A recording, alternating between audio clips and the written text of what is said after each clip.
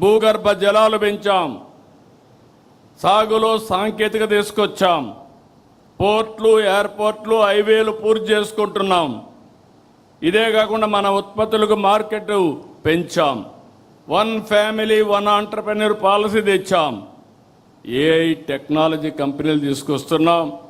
భవిష్యత్తులో విశాఖపట్నం మీరు గుర్తుపెట్టుకోవాలి, ఏఐ హబ్గా విశాఖపట్నం ఏఐ పట్నంగా తయారయ్యే పరిస్థితి వస్తుంది. విశాఖపట్నం పేరే మారిపోయే పరిస్థితి వస్తుంది. ల్యాండ్ రికార్డ్స్ ఆ రోజు తీసుకొచ్చినటువంటి ఈ యొక్క ఒక చట్టాన్ని తీసుకొచ్చి ల్యాండ్ రికార్డ్స్ అని కంట్రోల్ చేయాలంటే దాన్ని రద్దు చేశాం. ఇంకొక పక్కన ఒక్క సంవత్సరం చేసిన అవకతవకలన్నీ ప్రక్షాళన చేసి క్యూఆర్ కోడ్ పెట్టి అదే మాదిరిగా ఎక్కడికక్కడ ఆధునికమైన సాంకేతికతో రికార్డ్స్ అన్నీ కూడా ప్రక్షాళన చేసి వాళ్ళందరికీ ఇచ్చే పరిస్థితికి వచ్చాం. ఇవన్నీ కూడా మీరు గుర్తుపెట్టుకోవాల్సింది, నిధులు డబ్బులుండి చేయడం లేదు.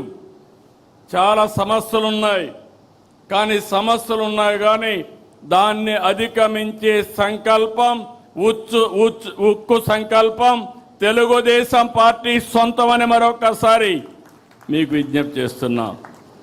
తెలంగాణలో జీతాలకు 45% రాష్ట్ర వనరుల నుంచి ఖర్చు పెడితే మన దగ్గర 99%.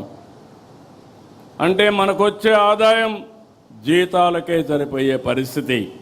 నేను అందుకే ఫైనాన్స్ మినిస్టర్ చెప్పాను, ఎప్పటికప్పుడు వాస్తవాలు ప్రజలకు చెప్పి ఏ విధంగా ఎకానమీని రివైవ్ చేస్తున్నాం అనే విషయం కూడా మనం చెప్పాల్సిన అవసరం ఉంది.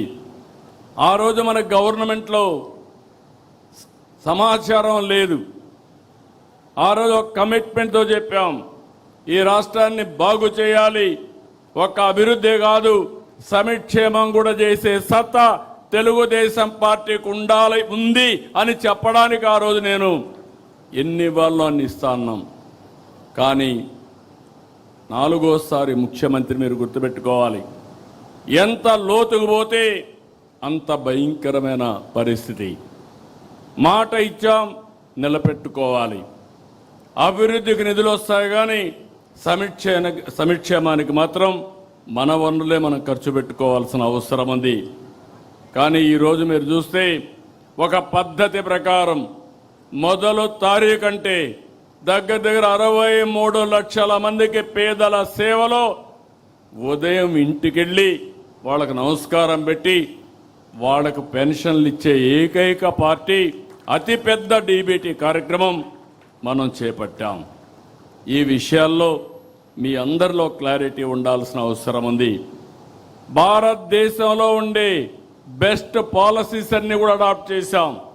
మనం వినూత్నమైన పాలసీలు తీసుకొచ్చాం. ప్రపంచంలో ఉండే బెస్ట్ పాలసీస్ని అక్కడుండే కెపాసిటీ బిల్డింగ్ అలాంటివన్నీ నేర్చుకోవడానికి మొట్టమొదటిసారిగా సింగపూర్కి 6 మంది మంత్రులను పంపించాం. ఎందుకంటే మనందరం గుర్తుపెట్టుకోవాలి, మనం ఏదో కష్టపడడం కాదు, తెలివితేటలతో కష్టపడాలి.